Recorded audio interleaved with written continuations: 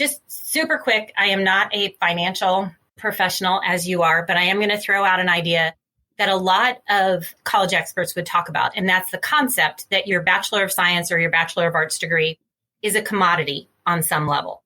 And if we think of it as a commodity, in general, we try to pay as little as we can for those commodity items. So if I'm going to get a BS in, biology or English or accounting, I can do that lots of different places. And as a wise consumer, a smart consumer, I'm going to want to look for the lowest cost that I can find. So making that wise investment going in. Are you ready for a successful retirement? We're addressing the topics facing today's retirees. Welcome to Retire with Ryan. Now here's your host, Ryan Morrissey.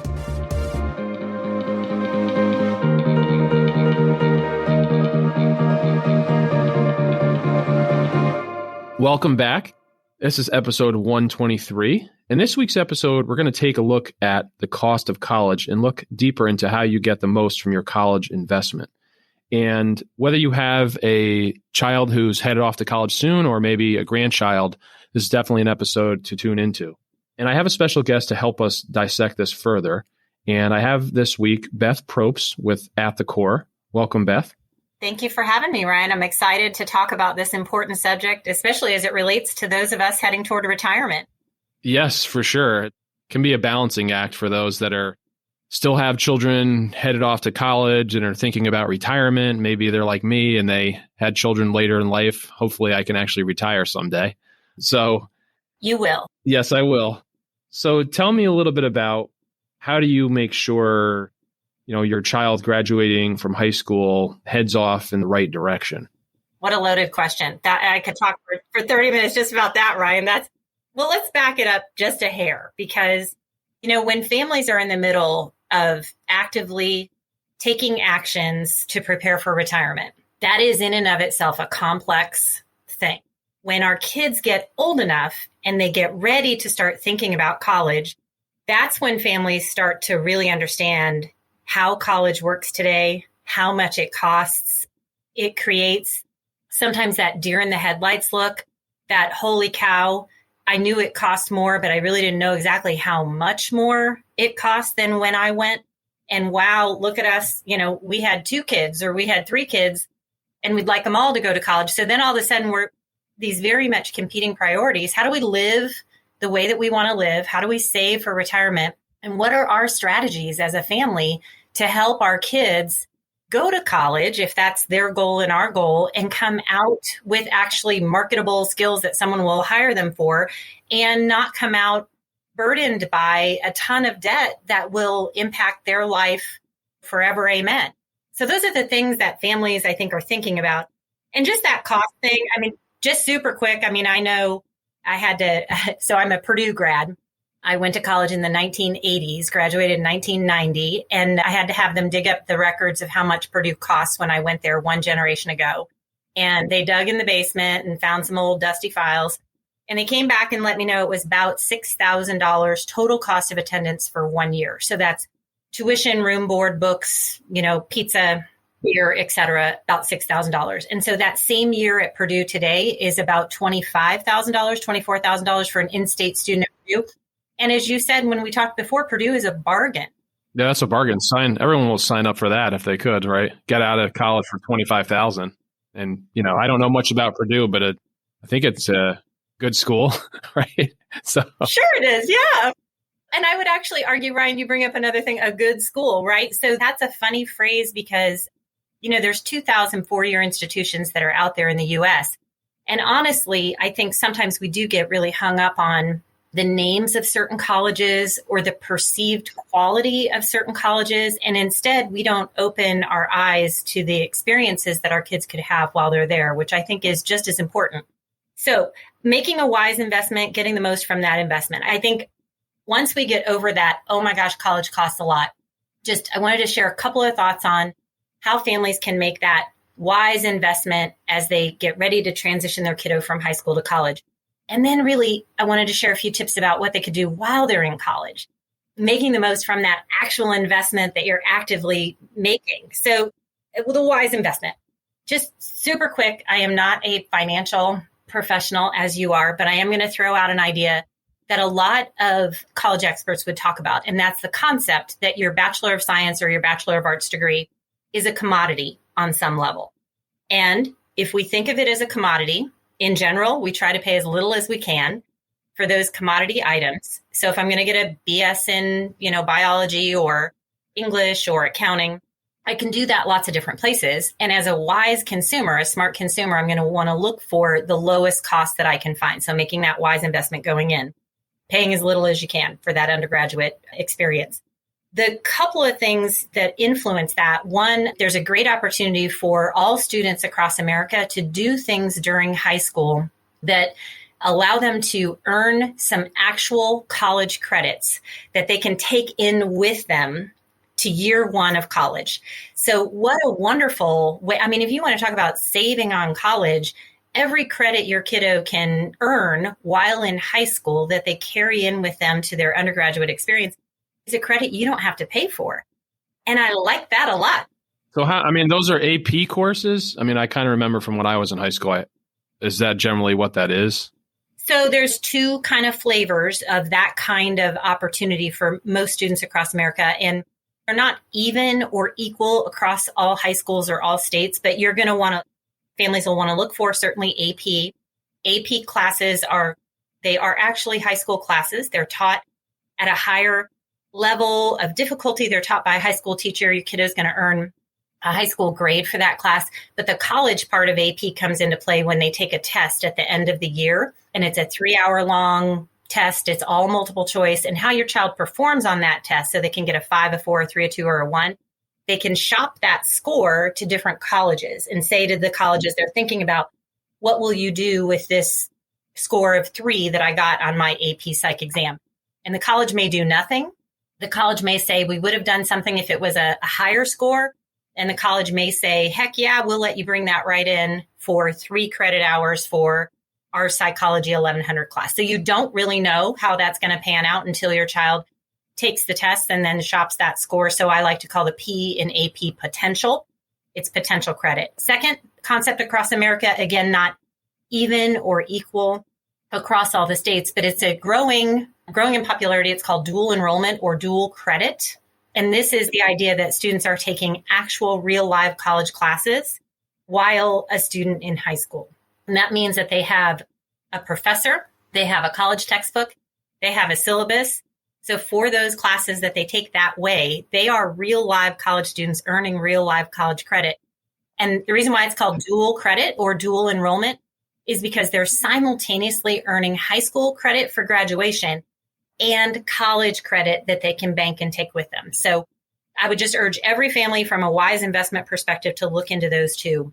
Final thought kind of on that, making that wise investment, standing on that precipice, the end of high school, moving toward college. I'm a big proponent of that student doing everything they can to kind of maximize their value as an applicant.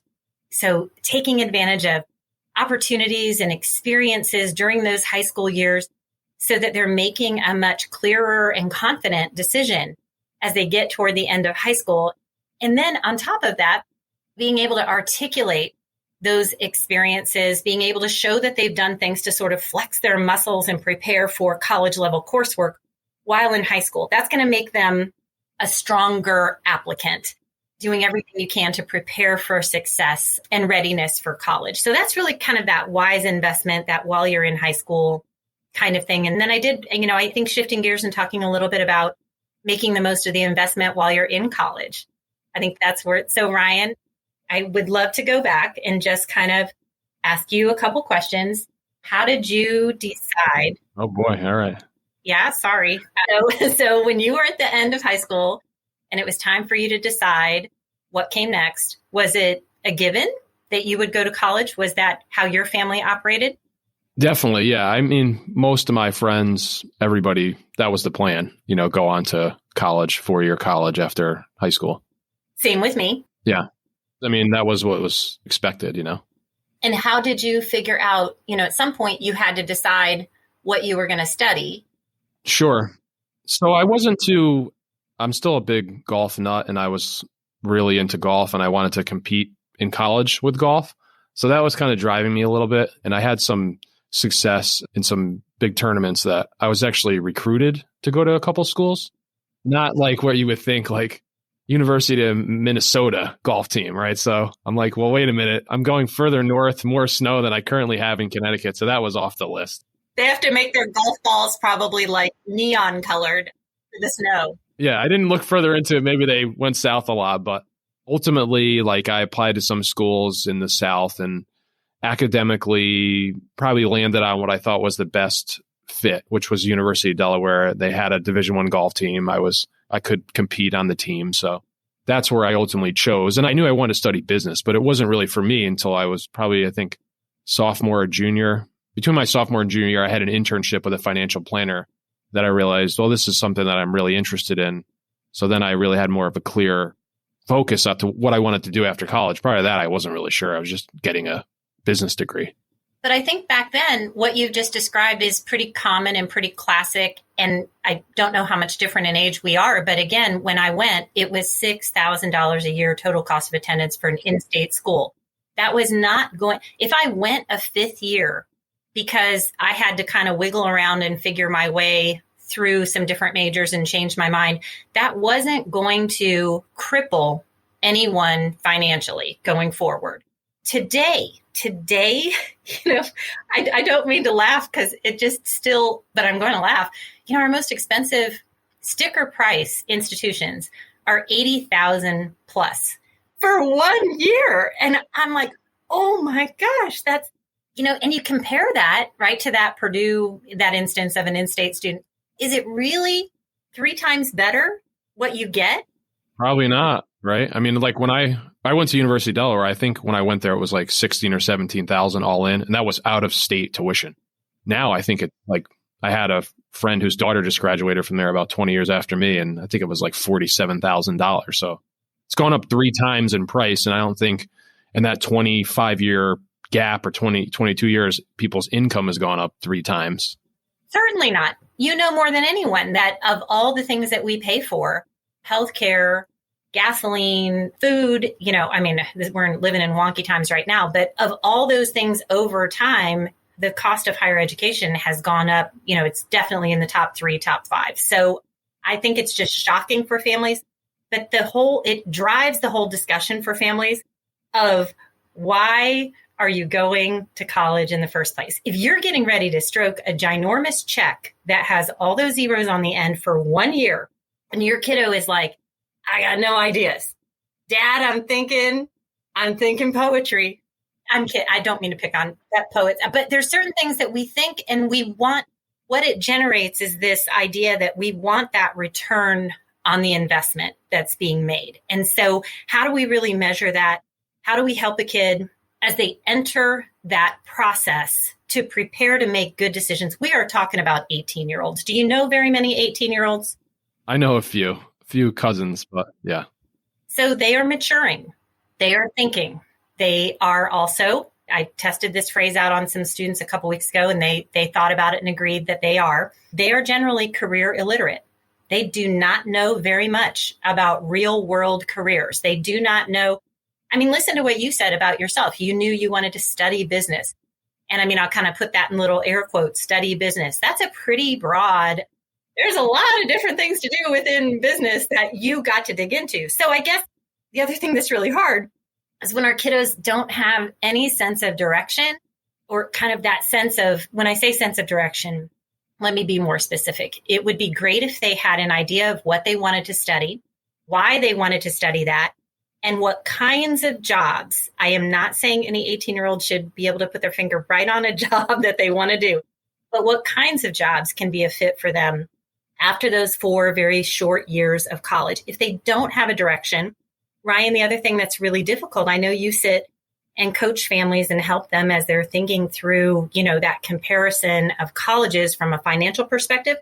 It's really hard to choose between that list of colleges that you get it down to if you have no idea why you're going. If you don't know what you want to study or what experiences you want to have, how do you pick? You know how people pick? They pick based on the campus was beautiful. Sure. My friend's going there. My friend went there, and that one's pretty strong. I do get that. But a lot of times as parents, we cross our fingers and just hope that they're going to figure it out. And that's not a great strategy. No, I think like you said, more than ever, you can't. I mean, I sat down with a client the other day whose son's considering some schools, one of them being Providence, and that's $80,000 a year. And, he's like, well, I'm going to have to pay for that out of pocket probably because I'm not going to get any merit-based aid. How do you do that? Right. And again, but if there was some super compelling reason that was driving that student in that direction, like if they had like a specialized program where he or she would be able to learn X or Y or Z, and this is what we want for our kids. They had these experiences during high school, which led them to know that program is right for them. And we're going to make this investment. We've checked out the program from top to bottom. We've met with students. We've met with graduates. We've met with professors. We understand how internships work for this program. We have a high likelihood to believe that with this investment in this program at this institution, this kid will come out the door and wait for it. It's the return on investment, right? Kids all say to me, the reason why I'm going to college is to get a better job. They know that. They say that out loud. Are there other reasons? Of course, there are other reasons, many, many other reasons. But in the end, if we're really making that investment so that they gain skills and experiences, which cause them to be hireable for a different kind of job at the end of college than they would have at the end of high school, then that has to be considered. It has to be talked about and thought about. One other thing that happens really quick these days in college, super quick, sometimes between the summer between freshman and sophomore year, internships, co-ops, experiences, work experiences are super important to help differentiate a student in college from all the other students in college. Those work experiences are critical to future hiring managers. So those can start as early as between freshman and sophomore year. So having said that, if a kiddo has no idea of the kinds of jobs that could be a great fit and fun for them and interesting to them, how are they ever going to start to comb through millions of job postings for internships if they have no idea? So it works out so much better when our kiddos have an idea of why they're heading to college. One more money one for you, because it comes into play as well. And that is, I think I'm sure you are aware of that rule of thumb that's out there about never take out more in loans, total loans that exceeds the amount of what a student will make their first year in their job out of college. So that measurement, right? So if my first job is going to make $35,000, I should try not to take out more than $35,000 in loans for me as a student, because I wouldn't be able to pay that reasonably. So that's another linchpin in this college funding thinking that's tied together to what this kiddo, how big their income shovel is going to be at the end of those 4 short years. So if we took on a whole bunch of debt and we expect them to pay that, and they end up changing their major 3 times and coming down this projected income rung, and suddenly they have all this debt, but their income shovel's half the size that it would have been if they would have studied whatever they went in to study. That's something that's really, again, impactful and potentially crippling. So like working back to the example I had, right? Let's say it's going to cost $80,000 a year for your child to go to college, but you got to borrow for all that, between you and your parents. So you borrow, I don't know, $300,000, let's just say.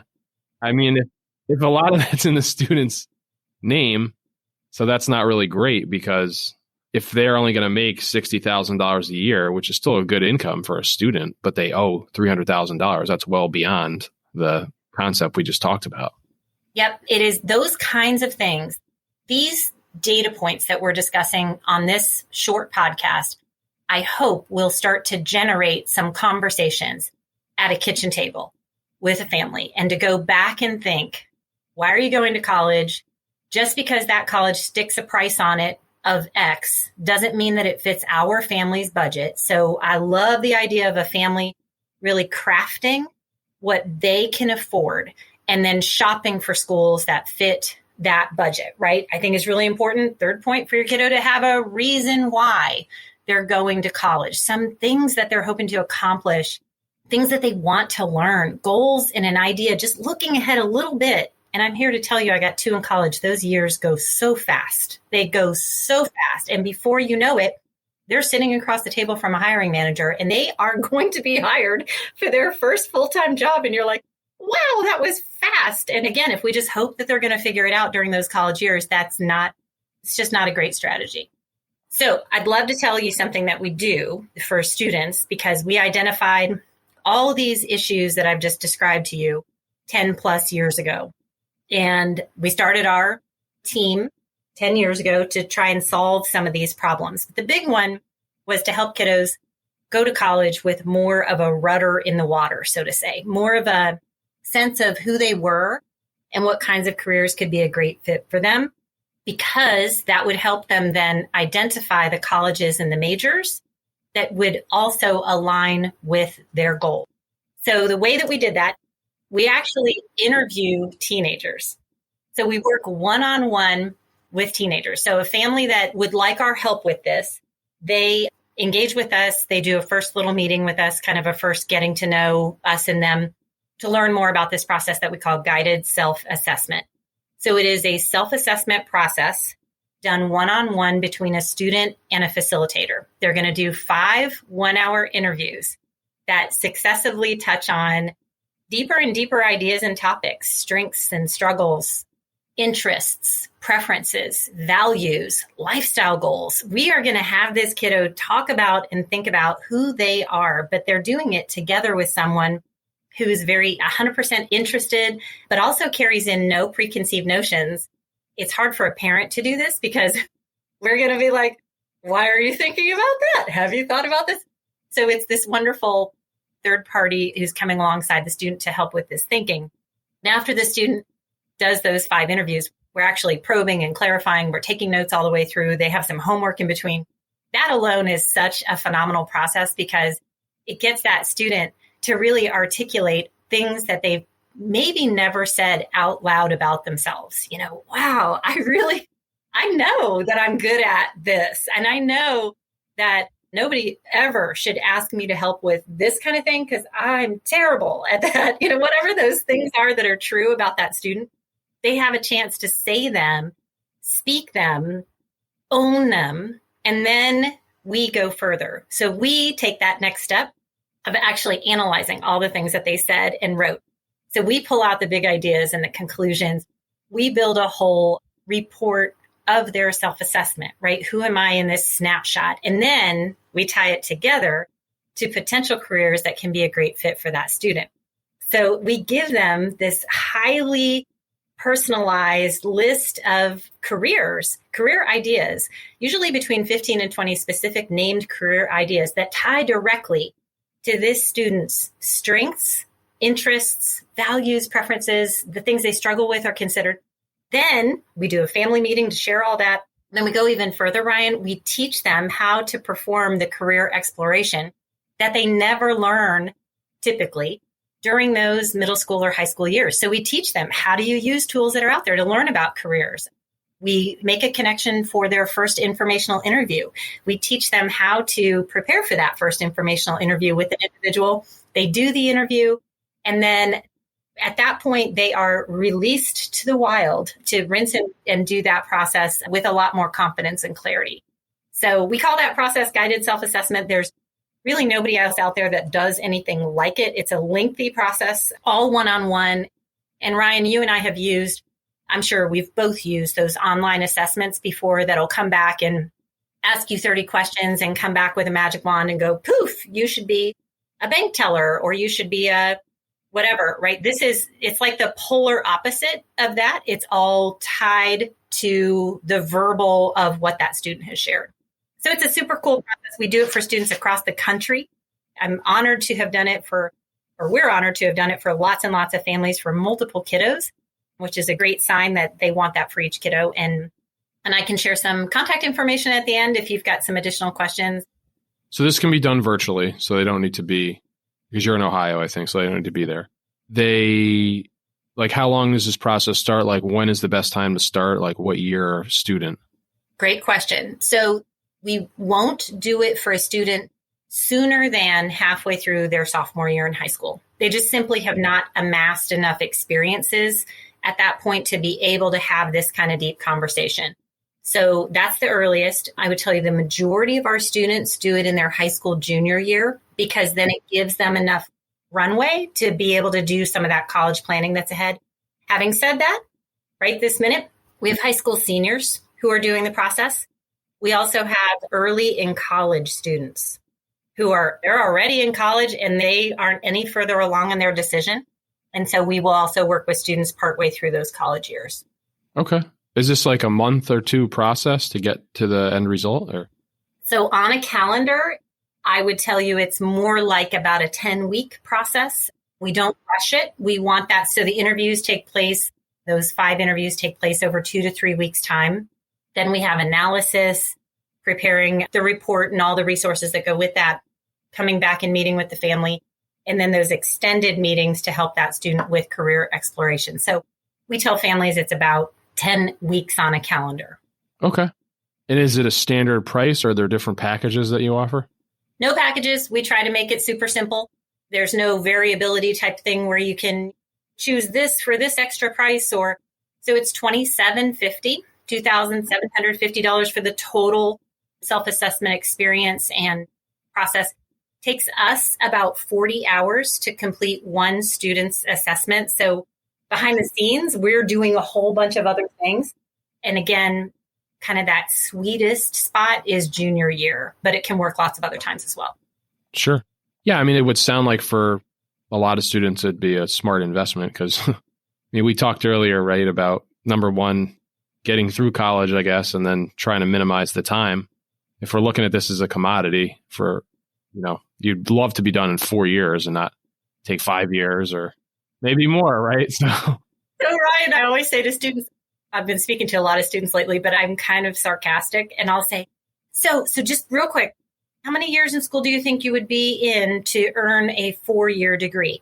Just curious. And they'll think about it for a second and they'll be like, 4 years? I'm like, yes. But the bummer is, Ryan, you probably know this, that less than half of all students who begin a 4-year degree program finish in 4 years or less. I didn't know that. Yeah. Less than half. That's surprising. I would have thought it'd be like 80% or something. It varies a bit by, like, if you look in one institution's data, so that is a nationwide statistic. So it will vary school to school. And that's why you need to dig into some of those other things, right? What is their graduation rate? There are a lot of colleges publish a 6-year graduation rate. And as a parent, I'm like, how is that helpful? That's not a helpful piece of data. I need the 4-year graduation, Yes. Unless that was including a master's or something, but probably not, right? No, it's crazy. And so much of it, though, Ryan, ties back to a student maybe wandering and weaving through those years of college, making some, and I'm not saying changing a major is a bad thing. I'm a believer that there are things that you can do in those important high school years, in that time of exploration, that can have a huge effect on how you make your decision at the end of high school. And I want kids to just, if there's a whole spectrum of careers that are out there from A to Z in the career zoo, I want students to be able to eliminate large chunks of them for good reasons and be able to hone in on certain chunks that they know are more right for them. That's the key. College costs too much for them to go and hope that they figure it out. And oh, by the way, let's just say this out loud too. Is a college really going to care if you need to stay a 5th year? Are they going to care? Probably not. I mean, you would hope they do. Maybe some people there do, but it's not like they get penalized, right? It'd be one thing if they said, we guarantee your child graduates in 4 years or you get 20% off the cost. Well, then they might have an incentive, but they're not incentivized at this point. Yep. In general, they're not going to mind if you stay longer. The people that are going to mind are those that are responsible for paying for it. Yeah. And you'll mind at the end too, down the road when you have to pay these additional loans back. That's right. And it is just, we have a chance to impact this next generation. And I'm not saying college is bad or wrong or shouldn't be engaged with. Not saying that at all. I'm a parent of 2 kids in college. I'm saying that there are things that we can do in those high school years that absolutely cause us to be smart consumers and to evaluate the landscape of colleges and the options that are out there through the lens of what we'd call traditional smart consumer methods, right? We have to do that. If we get out of the car and we walk on the campus of an $80,000 a year school and we all fall in love, well, that's trouble. Yeah. Not unless a lot of that tuition's getting covered by somebody else other than yourself. Right. And I mean, for families like that, right, with limitless means, then of course, the game changes. But most of us in America are looking at funding college through a combination of cash flow. We've got maybe some savings. Loans are going to be a reality. A lot of times people are crossing their fingers and hoping their kid gets some sort of scholarship. I'm not big on hope. That's terrible. I should be more, more optimistic. But I'm a realist, and I've watched too many families go through this process.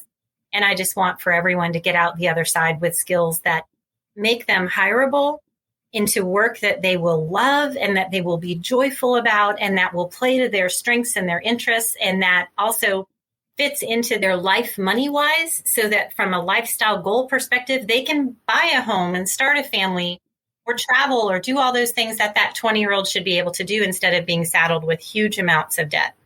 I would agree. Yeah. Awesome. Well, I think this is a good place to stop. If people want to reach out to your company for this service, how would they do that? So we do other stuff. We do lots of other stuff to support and inform families. So anyone at all can just go to gettingatthecore.com. So GETTING, and then all the words spelled out, @thecore.com. And that will take you to our main website. You could subscribe to our newsletter. It's a free high school, college, and career planning newsletter that comes out every Sunday. We work really hard on that. And that has a ton of information in it every single Sunday morning. And then if you wanted to dig in more about guided self-assessment, you'll see that right on one of our menus, or just put in /guided-self-assessment. That'll get you there. At any time, you're welcome to call. We get phone calls from people all over the country all the time. I can't believe I'm going to say this, but 614-404-0646. And we welcome those questions. We know it's confusing and it's hard to kind of know what to pay attention to, and we help them in a lot of ways as a resource.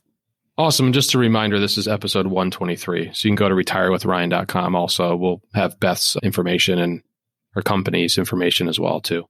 So, well, thank you very much. Yeah. Ryan, oh my gosh, super fun to talk about these strategies and those things, those competing priorities with, we all have this money, right, that we're working on and working with, and we're trying to make it go as far as we can in all these different ways. And when that college one rears its head, it can be... Yeah, it's a difficult choice, yeah. Yes, and shocking and painful. And I hope these strategies, sorry, here I am again, like doom and gloom. I hope the strategies that we talked about today help some folks, again, start that conversation at the kitchen table with their kiddos about what makes sense for their family. Sure. Yeah, I think it will. Well, thanks everyone for tuning in this week, and have a great week. And I look forward to talking to you next Wednesday. You should consult a financial advisor familiar with your specific circumstances before you make any financial decisions. Nothing in this broadcast constitutes a solicitation for the sale or purchase of any securities. Any mention of rates of return are historical or hypothetical in nature and are not a guarantee of future returns. Ryan Morrissey, CFP, is an investment advisor representative of Morrissey Wealth Management, LLC, a registered investment advisor.